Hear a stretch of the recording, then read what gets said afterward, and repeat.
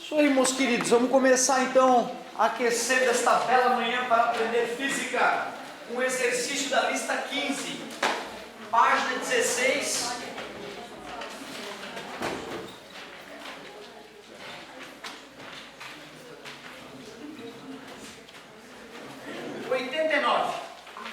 Em uma região de campo elétrico uniforme de intensidade 1000 Newton por Coulomb, uma carga Q igual a 2 vezes 10 a menos 4 Coulomb é levada de um ponto A, onde VA igual a 300 volts, para um ponto B, onde VB igual a 200 volts.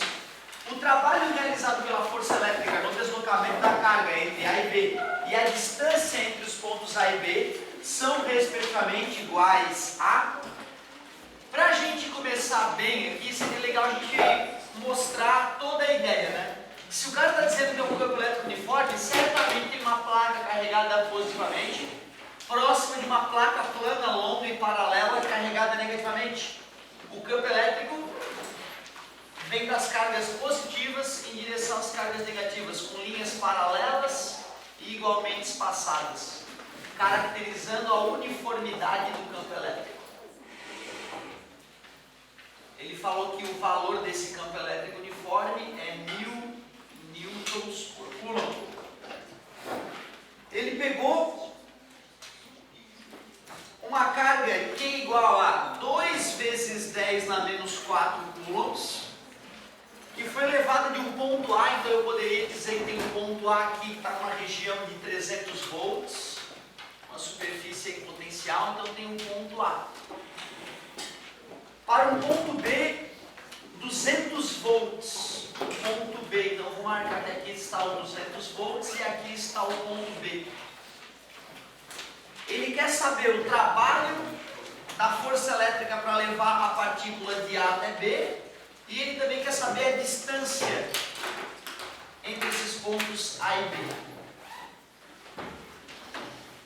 Nós vimos que trabalho da força elétrica, ou potencial elétrico entre os pontos A e B, é o trabalho da força elétrica para levar a partícula de A até B dividido pelo módulo da carga da partícula. Onde o que é VAB? VAB é o V do ponto A menos o V do ponto B. Então, definição de potencial elétrico e definição de diferença de potencial.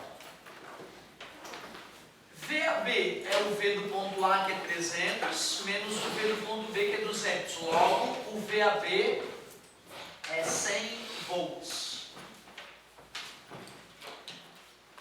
VAB é 100 volts. Eu quero saber o trabalho para levar a partícula de A até B, e a carga da partícula foi fornecida. 2 vezes 10 na menos 4. Está dividindo, passa multiplicando. Mantém a base, soma os expoentes. 2 vezes 10 na menos 2 coulombs. Aí ele pediu energia, né? Óbvio, trabalha energia, joule, não é coulomb.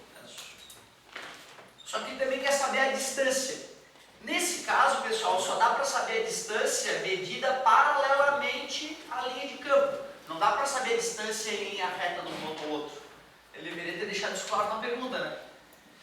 Nós vimos que para campo elétrico uniforme existe a relação que diferença de potencial é o valor do campo vezes a distância. Diferença de potencial entre o ponto A e B, distância entre A e B. A gente só estava usando U, né, no lugar do V. Como a questão estava usando V, eu acabei usando o V. A diferença de potencial é 100 volts, 300 menos 200. O campo elétrico é 1000 Newton por Coulomb. Aí eu posso calcular a distância. Está multiplicando, passou dividido. Então, a distância entre os pontos A e B, medida paralelamente às linhas de campo, 0,1 metro. Então, ficamos com 2 vezes 10 na menos 2 joules e 0,1 metro, letra A. Ótima questãozinha para a gente relembrar um pouquinho de eletrostática. Definição de potencial elétrico, definição de diferença de potencial, e a relação entre diferença de potencial em campo elétrico em campo uniforme. Foram as relações que nós usamos. Ótima medida. Meu amigo. Fique à vontade, meus queridos. Mais alguma coisa para nos aquecer? Ali, beleza, vamos lá. Mais uma questãozinha.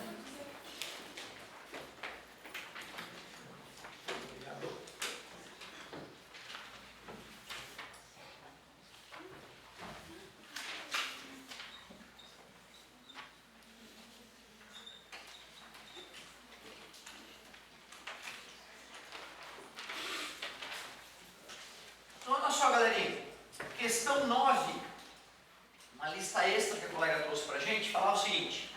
A figura a seguir mostra a posição inicial de uma espira retangular acoplada a um eixo de rotação, sob a ação de um campo magnético orientado por ímãs permanentes e percorrida por uma corrente elétrica. A circulação desta corrente determina no aparecimento de um par de forças na espira que tende a movimentá-la. Então ele, no desenho, né, mostra que do lado de cá tem um ímã com um polo norte apontado para cá.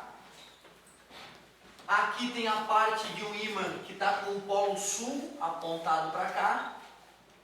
E aqui está a espira. Aqui está a espira. E a corrente elétrica entra por essa perna da espira e automaticamente sai pela outra. Em relação aos fenômenos físicos observados, pela interação dos campos magnéticos originados pelos ímãs e pela corrente elétrica, é correto afirmar que... Aí ele vai lá e começa a fazer afirmações sobre essa situação. Vamos analisá-las uma a uma. Letra A. O vetor indução magnética sobre a espira está orientado do polo norte para o polo sul. O campo magnético, ele nasce no polo norte, emerge, né, no polo norte e vai em direção ao polo sul. Isso são o campo magnético gerado pelos ímãs. O vetor indução magnética sobre a espira está orientado do polo sul para o polo norte. Não, é o contrário, é do norte para o sul. Letra B. O vetor indução magnética muda o sentido da orientação enquanto a espira se move. Bom, olha só, eu estou pensando no vetor campo magnético gerado pelos ímãs permanentes. Esse vetor indução magnética não se altera. Agora, a própria espira gera campo magnético, né, já que ela está sendo percorrida por corrente elétrica. O campo magnético gerado pela espira, esse sim se altera, né? Porque, por exemplo, nessa posição, o campo magnético está por esse fio, gerado por esse fio, está saindo aqui e entrando aqui desse lado. Já no outro lado, o campo magnético também está saindo da espira e entrando do outro lado. Então essa espira está gerando o campo magnético e sai do interior dela. Quando ela muda de posição, o vetor indução magnética gerado por ela muda. O vetor indução magnético muda o sentido da orientação enquanto a espira se move. Ele não deixou claro se é o da espira ou se é o do ímã que ele está falando, né? Estou achando estranho essa, vou pular por enquanto, letra C. A espira percorrida pela corrente I tende a mover-se no sentido horário, quando vista de frente. Essa tá fácil. Regra da mão direita modificada. Para eu saber para onde esse fio vai ser empurrado, eu pego o dedão e coloco ele no sentido da corrente elétrica. Pego o indicador e coloco ele a favor do campo magnético. E o dedo do meio é que vai me dizer para onde é que a espira está sendo empurrada. Observa que essa parte direita da espira está sendo empurrada para baixo, né? Enquanto essa outra parte aqui está a corrente elétrica, então o campo, enquanto essa outra parte está sendo empurrada para cima, né? Se essa parte está sendo empurrada para baixo e essa está sendo empurrada para cima, então eu sei que a espira vai girar nesse sentido, né? Ele disse que a espira percorrida pela corrente I tende a mover-se no sentido horário, quando vista de frente. Esta é a frente, ele falou que isso é a frente, vista de frente, no sentido horário. É verdade, né? No sentido dos ponteiros do relógio. Aí sim, concordo plenamente. Na dúvida, vamos analisar a D e a E. A força magnética que atua no lado da espira próximo ao polo norte tem orientação vertical para baixo. Corrente, campo magnético, não, vertical para cima, empurrado para cima. Letra E. A força magnética que atua no lado da espira próximo ao polo sul tem orientação vertical para cima. Não, vertical para baixo, tanto que a espira vai girar no sentido horário. confirmamos então que é o item C. Confirmamos então que realmente estava dúbia a afirmação dele no item B.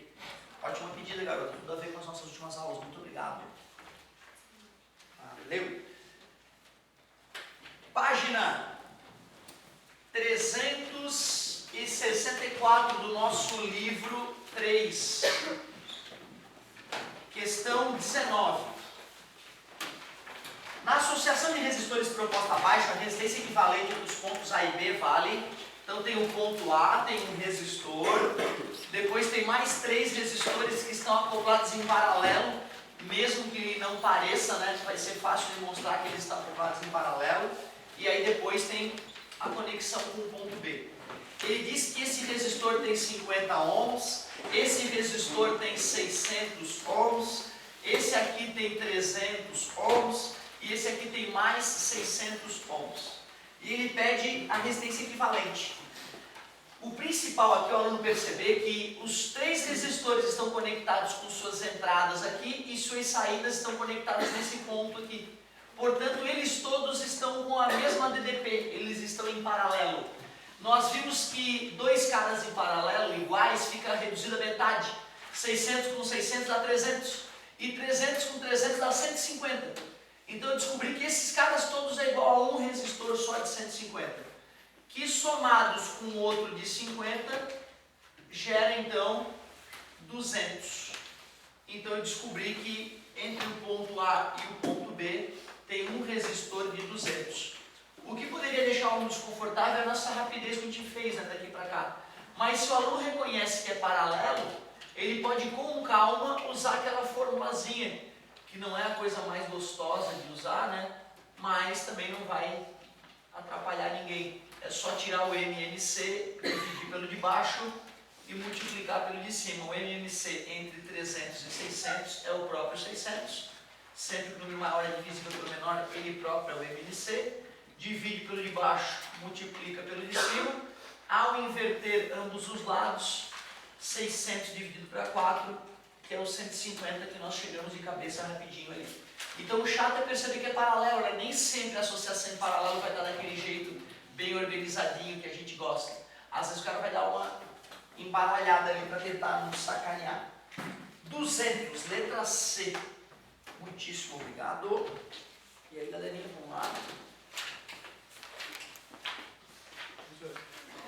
Beleza, estou chegando aí na frente. Fazer mais uma aqui de trás, já troco para aí. 42 agora da página 299, ainda no livro 3. Livro 3, página 299, questão 42. Que bela manhã! Um corpo de massa 2 kg move-se com velocidade constante de 10 metros por segundo quando recebe um impulso em sentido oposto, de intensidade 40 newtons.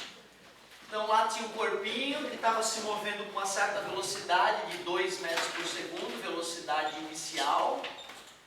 Ele tem uma massa de 2 kg, a velocidade era 2 kg. Aí uma força começou a atuar no sentido oposto. Uma força de 40 newtons. Após a ação do impulso, o corpo passa a se mover com velocidade D. Não faço a menor ideia. E tenho raiva de pensar. Essa questão ela tem um erro, é por isso que eu não consigo resolver, tá? Um corpo de massa 2 kg move-se com velocidade de 10, tudo bem? Quando recebe um impulso em sentido oposto de intensidade 40 newtons. Só se for um impulso de 40 newtons segundo. Porque senão é força, né? Quando recebe um impulso em sentido oposto de intensidade, então depois do N tinha que ter um S. Agora sim, agora eu já me achei. Eu tinha anotado como se fosse uma força, né? Se eu só soubesse a força, não soubesse quanto tempo a força foi aplicada, eu não saberia fazer a questão. Agora que eu li de novo e vi que não era uma força, que era um impulso e que a unidade foi colocada erradamente, agora sim, agora já dá para resolver. Teorema do impulso, que na verdade é a segunda lei de Newton, né? O impulso é igual à variação da quantidade de movimento. O impulso é igual à quantidade de movimento final menos a quantidade de movimento inicial. ele me falou o valor do impulso, que é oposto ao movimento. Quantidade de movimento final eu quero descobrir, e a quantidade de movimento inicial é m vezes v. Vou calcular separadamente a quantidade de movimento inicial. Como a massa do cara é 2 kg e a velocidade é 10, então eu descubro que ele tem uma quantidade de movimento de 20 kg metro por segundo. Esse menos é porque o impulso era oposto à velocidade. Ele disse que a velocidade era positiva, então esse impulso, que é um vetor oposto, tem que ser negativo. Menos passa para o lado de cá mais, decorebinha confortável. Descobri que a quantidade de movimento final é menos 20 kg metro por segundo. Esse menos indica que o corpo parou e começou a ir no sentido oposto. Se eu quiser achar a velocidade final dele, eu vou na fórmula da quantidade de movimento. A quantidade de movimento é menos 20, a massa é 2. E eu quero achar a velocidade. Menos 10 metros por segundo. Logo, 10 metros por segundo, no mesmo sentido inicial, não faria sentido, né? Não ter mudado de velocidade. 10 metros por segundo, no sentido oposto ao inicial, sem dúvida, ou menos no sentido oposto. Então, o único errinho da questão, que eu achei que era até mais grave na hora que eu li a primeira vez, era a falta do segundo ali, que aí quase me iludiu, eu quase usei o impulso como uma força. Aí não conseguiria resolver pela falta do tempo. Muitíssimo obrigado. Que beleza, galerinha. Tô gostando de ver as pedidas, tu vê que foi bem, né, diversificadas as questões. Isso é muito bom para nos manter bem alerta com as questões. Aqui tinha uma questãozinha, não tinha? Não foi aqui, fala parceria. Na sequência, vamos fazer a 43, então, lá na página 299 do livro 3, vamos fazer a 43. Que bela manhã para física! Esse friozinho me deixa louco para fazer uma questão de física. Aliás, estou devendo uma lá em Chapecó, o cara me trouxe uma do Ito que de cara eu não fiz. Vou dar uma estudadinha nela. Página 299, exercício 43, livro 3. Falar o seguinte: um carrinho de massa 10 kg, sobre um carrinho de massa 10 kg, atua uma força horizontal, que varia com o tempo de acordo com o gráfico abaixo. Então ele me deu um gráfico que falava a força com o passar do tempo. Essa força era crescente, linearmente crescente. E depois de 3 segundos, essa força já tinha um valor de 6 newtons. Ele fez também o desenho do carrinho para nos estimular a raciocinar, com a força atuando no carrinho. Sabe-se que inicialmente o móvel está em repouso, V0 igual a 0. Qual é a velocidade do carrinho depois de 10 segundos? Ótima pedida. Tu vê, um amigo me pediu essa questão ontem e eu tinha feito várias de energia para ele. Aí na sequência ele me pediu essa. Eu demorei um pouco para resolver, cara, porque eu estava com a cabeça nas energias, eu queria resolver por energia, eu achava que ele estava estudando energia. Aí depois, mas por energia vai dar uma trabalheira, eu pensei, né? Aí é que eu me toquei, não. Perguntei para ele, vocês já estudaram impulso e quantidade de movimento? Ele já. Aí eu, que alívio. Então tu vê, ó. Se 3 segundos a força era 6 newtons, em 10 segundos a força vai ser 20, por semelhança de triângulo, né? 6 dividido por 3 dá o 2, então x dividido por 10 tem que dar 2, então o x é 20. Se eu quiser saber qual é o impulso que esse carrinho recebeu, eu tenho que calcular a área do gráfico. A fórmula impulso é força vezes tempo, só é válida para a força constante. Essa fórmula só é válida para a força constante, F constante. Se F não for constante, a fórmula vira lixo. E o impulso é igual a área para a força variável. O impulso é igual a base vezes a altura sobre 2.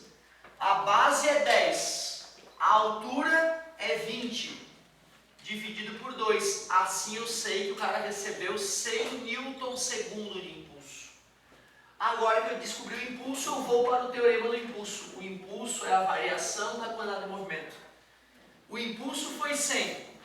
Variação da quantidade de movimento. Quantidade de movimento final menos a inicial. Como ele estava parado, a quantidade de movimento inicial é 0. Portanto, a quantidade de movimento final é 100 kg/metro por segundo ou Newton segundo, que é a mesma coisa. Como quantidade de movimento é massa vezes velocidade, a quantidade de movimento deu 100, a massa eu quero descobrir, aliás, a massa eu sei, e a velocidade eu quero descobrir. A massa do cara era 10 kg, vamos achar a velocidade. Está multiplicando, passou dividindo, velocidade final, 10 metros por segundo. Qual é a letrinha? Fechou? Sei. Obrigado, amigo. E beleza, olha só, cara, quanta matéria diferente a gente já trabalhou. Valeu. Claro, cara, já vamos fazer mais uma aí. Fico muito feliz de ver a turma com dúvidas aí, cara. É o que eu preciso para te ensinar um pouquinho de física, né? Que tu interaja aí com o material depois das aulas, sofra bastante, erre bastante, fique bem bravo, bem magoado com os erros. Aí a coisa vai passando, a gente vai entendendo a coisa. Que bela ué! Falava o seguinte: 22, 23, né? Ah, 22, tá conectado as duas questões. Página 296, livro 3, questão 23. 22 foi o que eu disse. Esse enunciado refere-se aos testes 22 e 23, disse? A mola representada no esquema tem massa desprezível e constante elástica K igual a 400 newtons por metro. E está comprimida de 0,08 metros. Deformação da mola, 0,08 metros. O corpo nela encostado tem massa de 1 kg, então ele amarrou um corpinho de 1 kg nessa mola e fez o desenho lá. Fez o desenho da condição inicial, a mola bem esticada, deformada do seu ponto de equilíbrio, 8 centímetros. Num dado instante, solta-se o sistema, o cara soltou o sistema. E aí, obviamente, essa mola vai começar a fazer o corpo oscilar, né, de um lado e para o outro. Desprezando o atrito, isso jamais acabaria. Supondo que não haja atrito, podemos afirmar que há contato entre o corpo e a mola, enquanto o corpo percorre. Pois então, ó, se ele disse que a mola está deformada de 8 centímetros, já que não está amarrado, eu achei que tivesse amarrado, então uma hora a molinha se desprende. E a molinha vai conseguir encostar no corpo até ela chegar na posição de equilíbrio dela. Depois disso, a mola para, porque ela vai atingir a posição de equilíbrio dela, e o corpo continua. Então é justamente a deformação dela. 0,08 metros. O corpo vai ter que percorrer a deformação da mola. Tu vê, isso só é válido porque a mola tem massa desprezível. Porque se ela tivesse massa, ela por inércia iria um pouco além, né? Para depois voltar para a sua posição. Se ele tivesse dado a massa na mola, seria um problema bem delicado de resolver. Como ele pediu para desprezar, eu entendo que a mola só vai atuar até onde ela foi deformada. E só para aproveitar o embalo, não vou resistir, vamos fazer a 23 também, já que estamos aqui. A velocidade do corpo quando cessa o contato entre a mola e o corpo é igual a, nesse caso, a energia potencial elástica acumulada na mola vai se transformar em energia cinética. O kx ao quadrado sobre 2 acumulado na mola vai se transformar em mv ao quadrado sobre 2, porque naquele momento toda a energia da mola já foi levada para o corpo, né? Vou cortar o 2, o k da mola era 400, a deformação é 0,08 ao quadrado, a massa do corpinho é 1 kg, v ao quadrado. V é a raiz de 400 vezes 0,08 ao quadrado. Raiz de 400 é 20. Raiz de 0,08 ao quadrado é 0,08. Portanto, o corpo vai ter velocidade de 1,6 metros por segundo ao desencostar da mola. Pois então, o detalhe de se a mola tiver uma massa, é que eu teria que, no ensino médio, por simplificação, considerar que a massa está toda colada na ponta dela, né? Aí o que eu faria? Para eu poder descobrir a velocidade que um corpo teria ali, eu poderia fazer a mesma análise, só que aí na energia cinética, né, eu ia acrescentar também a massa da mola. Para essa questão 23, a alteração ia ser pequena.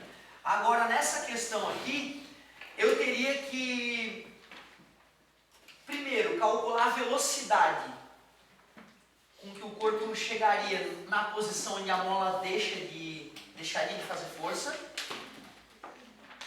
E usando esta velocidade que a mola também tem, considerando que tem uma massinha na ponta dessa mola, né? Aí eu ia ignorar a massa, que agora ela vai se desprender da mola, e ia fazer o cálculo como se tivesse uma massa equivalente ao peso da mola presa nela, levando ela adiante. Ia ficar bem delicada a questão, não sei por isso, por que é uma aproximação? Porque na verdade toda a mola tem massa, cada pedacinho dela tem massa, né? E eu ia estar acumulando a massa dela na ponta. Não vejo outra maneira de meu ensino médio agir, porque ficaria bem delicado se fosse fazer a conta verdadeira, né? Precisaria de cálculo diferencial integral. Grande questão. Tinha uma ali, né? Oi, garoto. Muito obrigado. Então, mais uma de sistema massa-mola e agora vamos para a 9.4, né? Depois a partidaça de tênis que eu vi, essa é uma boa questão. Página 15, desculpa, lista 15, página 16, questão 94. Topspin é uma das jogadas de tênis na qual o tenista, usando a raquete, que bom, né? Aplica a bola um movimento de rotação que ocorre em torno do seu próprio eixo, sobreposto ao movimento de translação, conforme esquematizado na figura 11. Então o cara bate na bolinha de tal forma que a bolinha vai girar na direção em que ela vai, na hora que ela bate no chão, essa rotação da bolinha acelera ela na hora de ela quicar no chão. Então, página 16 da lista 15, estamos na 94. Com base nos conhecimentos de mecânica e considerando a representação da figura, é correto afirmar. E aí ele vai lá e faz algumas afirmações sobre esse topspin. A trajetória no centro de massa da bola pode ser descrita por uma espiral devido à composição dos movimentos de translação e rotação. O centro de massa da bolinha é o centro da bolinha, já que a bolinha é homogênea e simétrica. Quando ela está girando, o centro de massa dela vai descrever uma parábola.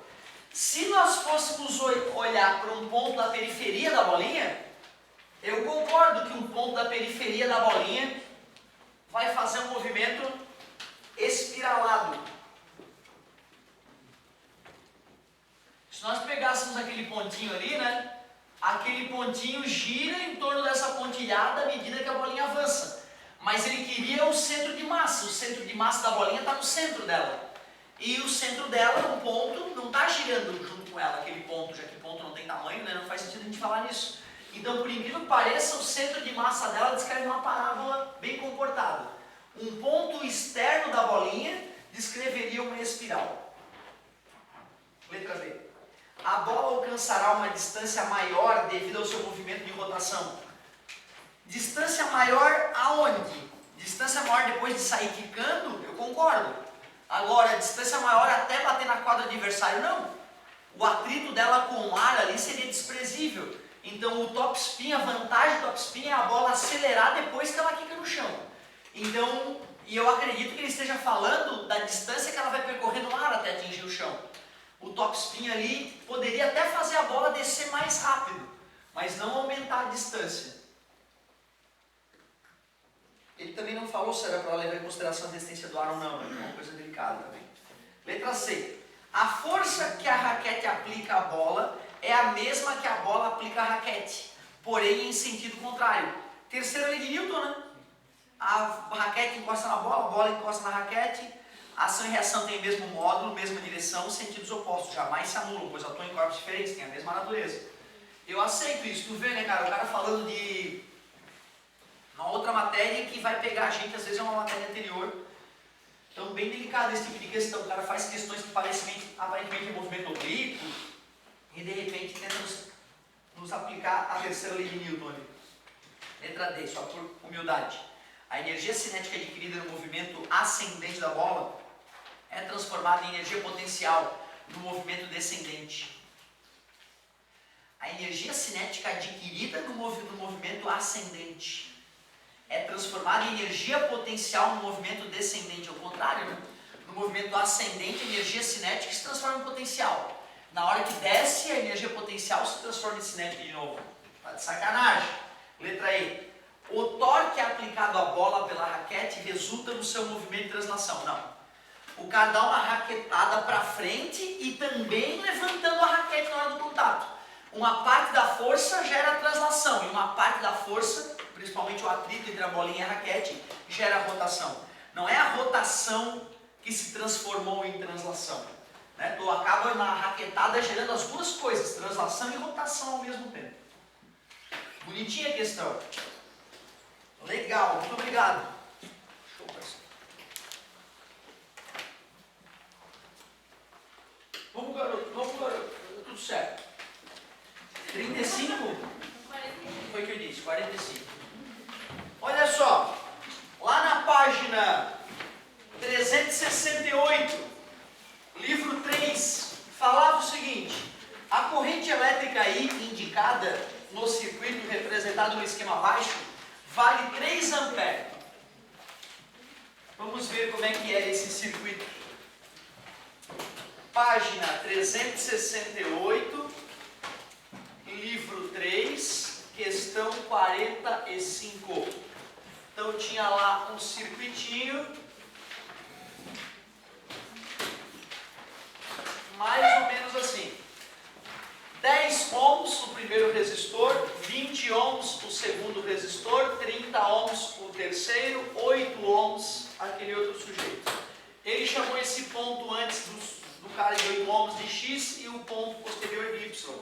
De acordo com as outras indicações no esquema, a diferença de potencial entre os pontos X e Y em volts vale. Eu gosto muito desse tipo de questão, uma questão bem completinha. Tu vê, ó, ele só me deu o I no sujeito de 10 ohms, diz que esse I é igual a 3 amperes. E ele quer saber a DTP, a diferença de potencial entre os pontos X e Y. UXY ou VXY. Questão bem bonitinha, cara. O cara tem que estar bem consciente de circuito elétrico para matar essa questão. Poxa, eu tenho o R e eu tenho o I. Então eu tenho todo o direito de, usando a definição de resistência elétrica, descobrir quantos volts atua naquele cara. Deu 30 volts. Como ele está em paralelo com esses outros, eu sei que esse cara também recebe 30 volts e esse também recebe 30 volts. Portanto, eu posso usar o URI de novo. O V é 30, o R é 20. Assim eu vou descobrir que tem 1,5 ampere passando pelo cara de baixo. Se eu faço URI no sujeito de 30, ele recebe 30 volts e tem 30 ohms. Por isso eu descubro que ele é percorrido por 1 ampere. Então tu vê, 3 amperes passa por aquele cara de cima, 1,5 passa pelo cara de baixo, pelo cara do meio, e 1 passa pelo cara de baixo. Faz sentido. A resistência dobrou, a corrente caiu pela metade. A resistência triplicou, a corrente caiu a 1/3. Tinha que ser assim porque eles estão com a mesma tensão, né? Estão em paralelo. Quando as correntes chegarem nesse nó, elas vão se somar. E a corrente que vai percorrer, então, o sujeito de 8 ohms é o I total. É os 3 mais 1,5 mais 1 ampere. O I total, então, fica 5,5 ampere. Agora que eu descobri que a corrente que percorre aquele sujeito é 5,5 ampere, eu posso finalizar fazendo URI. O último URI nele. O R é 8 e o I é 5,5. Que vai dar 44 volts. 44 volts. O VXY ou o UXY é 44. Letra D. Então, uma questãozinha bonitinha. O aluno calcula o V atuando no sujeito, portanto sabe a tensão dos outros, calcula a corrente nesses outros, soma as correntes, que vão se fundir naquele nó, vão se somar naquele nó, e aí o igual R vezes I calcula o I. Ótima pedida. Eu vou fazer a tua, querido. 88 da lista 15, página 16.